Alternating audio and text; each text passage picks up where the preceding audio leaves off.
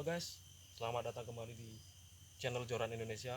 Hari ini saya akan memancing di sebuah spot sungai yang ada di kawasan Kecamatan Sepetiraman, Kabupaten Lampung Tengah, namanya Kali Badrin. Namun spot ini seringkali disalahgunakan oleh masyarakat, oknum-oknum masyarakat yang melakukan peracunan terhadap ikan-ikan yang ada di sini. Juga kali ini seringkali disetrum ya. Oke, bagaimana keseruannya? Saya menggunakan dua buah joran ya. Ini joran tegek biasa yang pakai pelampung, dan ini pancing dasaran ya.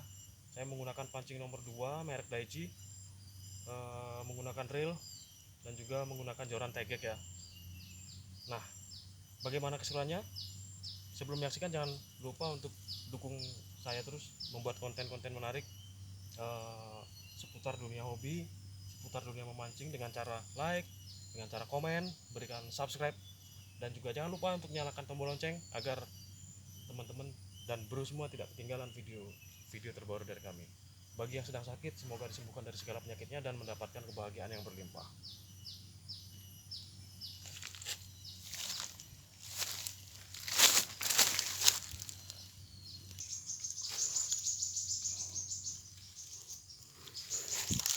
Oke guys, umpan yang kita test drive di babak pertama ini adalah umpan andalan masyarakat, yaitu cacing tanah ya. Ya, seperti ini cara pasang umpannya.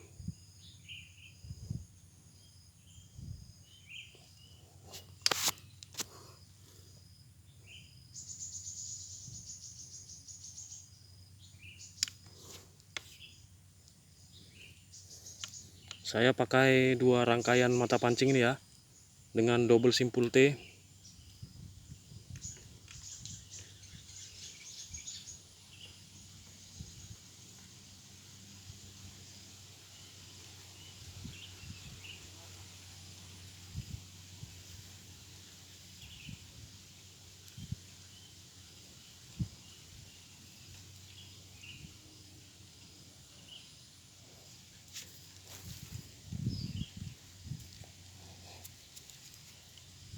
Oke guys, kita coba strike pertama ya, mudah-mudahan ya.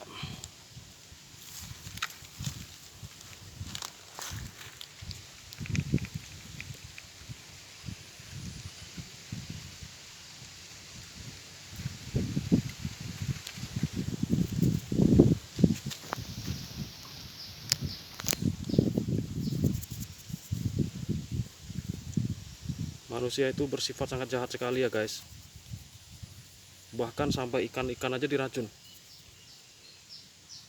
terus kemudian disetrum gitu. Alangkah jahat sekali ya, semuanya dirusak oleh manusia ya. Sebenarnya manusia itu lebih jahat daripada hantu sebenarnya. Hantu pun nggak mau mengganggu manusia ya, tapi manusia ini mengganggu semuanya ya. Hantu-hantu dikumpulkan gitu ya. Waduh, ya mudah-mudahan lah dengan kami berpartisipasi membuat konten-konten seperti ini, mudah-mudahan didengarlah oleh mereka dan bertobat lah. Jangan lagi meracun-meracun ikan ya, jangan lagi menyetrum dan mencari menangkap ikan dengan cara-cara yang tidak benar ya. Ya, kami sih sebenarnya sangat prihatin ya sebagai pemancing dengan adanya kegiatan-kegiatan dilakukan oleh mereka, membuat strike-nya berkurang. Tapi terlebih ya untuk menjaga alam sih ya. Nah, ini sepertinya belum ada sambaran sama sekali nih. Coba kita pindah dulu ya.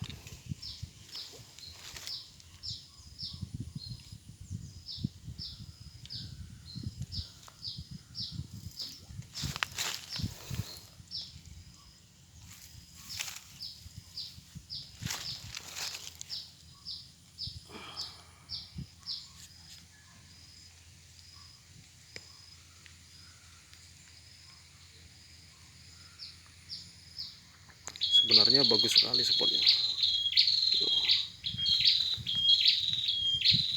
Tuh ada suara burung perenjak tuh.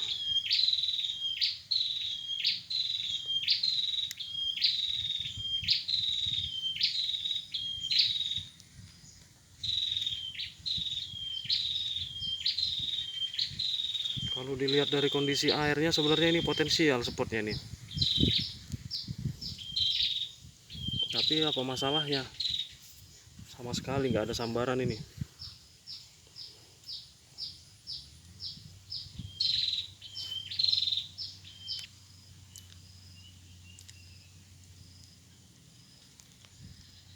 Sepertinya ada sedikit sambaran nih guys. Sedikit sekali. Ini udah berhenti sih.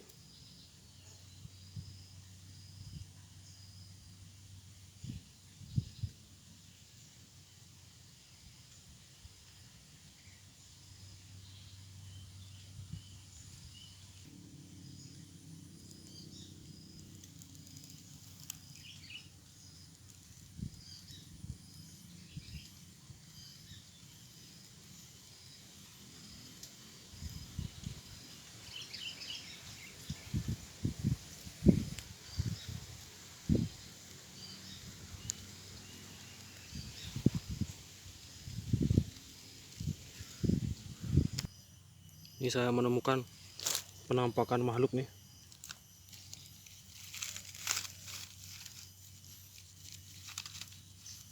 Penampakan makhluk yang bergigi tajam nih guys.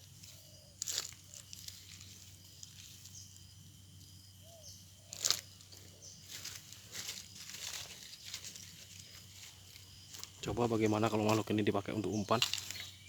Kira-kira gacor apa enggak ya?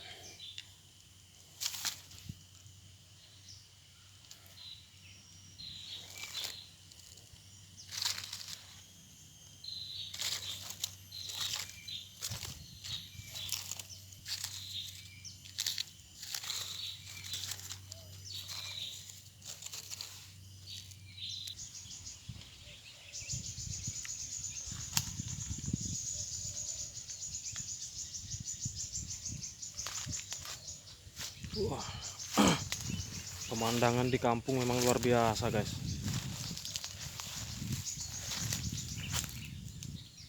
Itu tanaman padi udah mulai menguning guys. Ya ini udah masuk ke masa panen sih. Dimana-mana sudah terdengar suara mesin panen padi ya.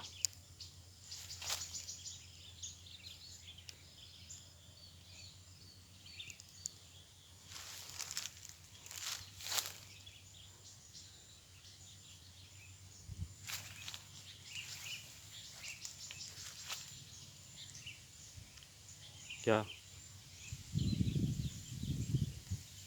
sebenarnya ini tergolong pelosok sekali nih tempatnya di sini.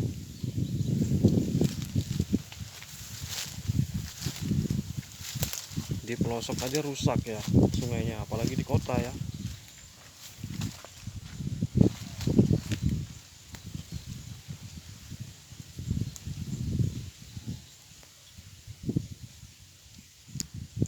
Sudah sekitar setengah jam nih, sama sekali belum ada sambaran ya. Padahal kita pakai umpannya umpan cacing ya, umpan andalan masyarakat, umpan yang sudah terkenal sejak zaman leluhur dulu lah kegacorannya ya.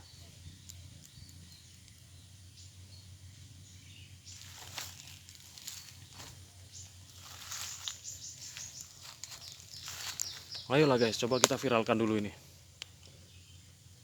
kegiatan-kegiatan manusia yang merusak alam seperti nyetrum ini nih. Ini akibatnya ini. Masih tahun 2022 aja udah rusak begini. Semua lingkungan udah mulai rusak. Ya sebenarnya nggak cuman itu sih. Nggak cuman apa namanya? Nggak cuman orang nyetrum dan orang ngobat ikan sih yang bikin lingkungannya rusak ini.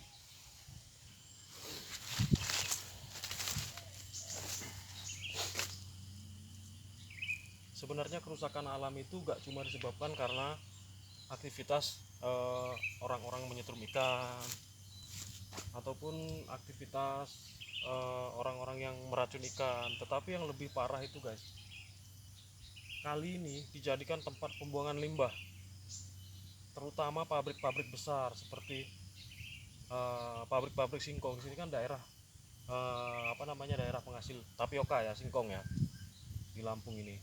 Nah, kadang pabrik itu mencuci mesin dengan menggunakan obat yang namanya potas. Nah, setelah mesinnya bersih dicuci dengan potas, air cuciannya itu dibuang langsung ke sungai. Nah, selain itu juga pastinya merusak lingkungan ya. Selain obat untuk mencuci mesin itu, pabrik itu juga membuang limbahnya langsung ke sungai. Ini bisa kita lihat nih, sungainya kotor nih karena aliran apa namanya, mengalir kulit-kulit singkong nih. Jadi limbahnya langsung dibuang ke sungai.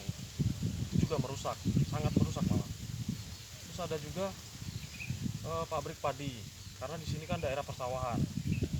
Jadi tanaman padi di sini juga digiling langsung baru dikirim ke kota-kota besar seperti Jakarta, Medan, Palembang, Surabaya. Nah, sebagian ya dari Lampung, guys.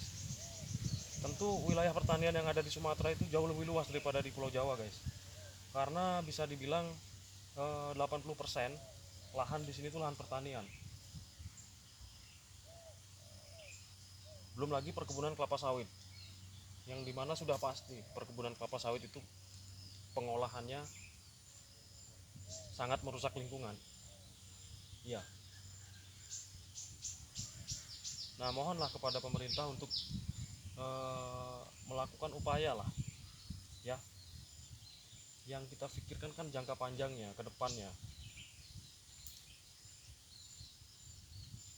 Selain itu ada juga kandang ayam di sini, partai besar, ya. Kandang ayam itu sekitar di sebelah sana itu ya, ada kandang ayam besar sekali, kapasitasnya ratusan ribu ekor, ya. Dia beraktivitas dari jam 7 pagi, karyawannya sampai dengan jam 4 sore atau jam 5 sore lah. Bunyi loncengnya kedengeran dari sini. Itu juga membuang limbah sembarangan. Ya entah kenapa ya, sebenarnya sih udah ada sih namanya Badan Pengawas Dampak Lingkungan Hidup. Cuman entah apa yang diawasi ya, kita nggak tahu ya. Yang pasti di lapangan ini yang terjadi kan.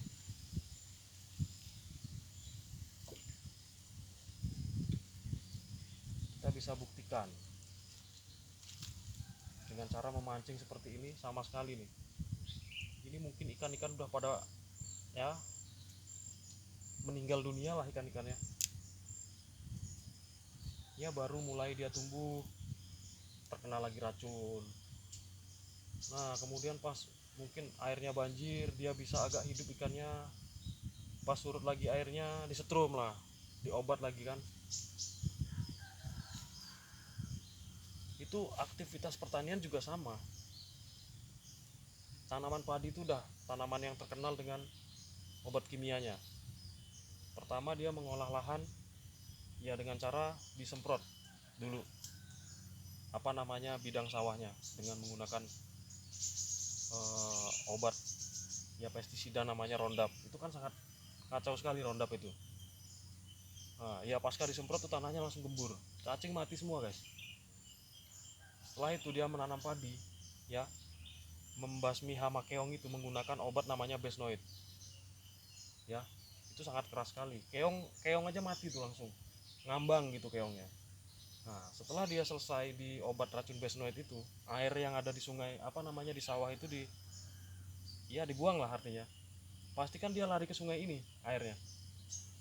Nah, kemudian racun itu di sini mengenai ikan-ikan yang ada di sini.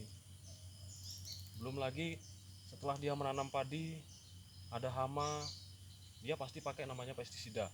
Kemudian ada jamurnya di padi itu pasti dia pakai juga fungisida ya, semuanya kimia. Padahal zaman Belanda itu menggunakan pupuk kimia, menggunakan obat-obatan kimia, mulai dari pestisida, fungisida, itu bertujuan untuk menguras hasil bumi di Indonesia. Nah, tetapi pasca penjajah itu pergi dari Indonesia, masyarakat Indonesia terlampau kecanduan menggunakan eh, apa ya, menggunakan produk kimia tadi, tidak bisa lepas sampai sekarang. Ya kami sebagai pemerhati lingkungan sih sudah mulai coba memasarkan pupuk organik ya dengan cara dengan berbagai macam cara, berbagai macam produk, termasuk juga membuat ekoenzim ya, yang memanfaatkan limbah-limbah dapur untuk mencoba eh, memperbaiki kembali alam ya. Tapi ya sampai saat ini belum berhasil, karena notabennya pupuk organik itu jarang orang yang panennya bagus. Itu fakta guys, bisa ditanyakan ke seluruh petani yang ada di Indonesia ini. Adapun yang bilang pupuk organik itu bagus, itu mungkin sales. Tapi kalau pupuk organik itu diaplikasikan dengan benar, kemudian pH tanahnya sudah normal, saya yakin pasti bagus hasilnya. Ada lagi tanaman namanya jagung manis, jenis tanaman jagung sayur ya, itu dikirim ke Jakarta, ke kota-kota besar lainnya. Itu obatnya sangat keras guys. Orang Jakarta harus tahu tuh, namanya obat Prevaton. Prevaton itu disemprotkan di jagungnya itu ya, dosis tinggi itu.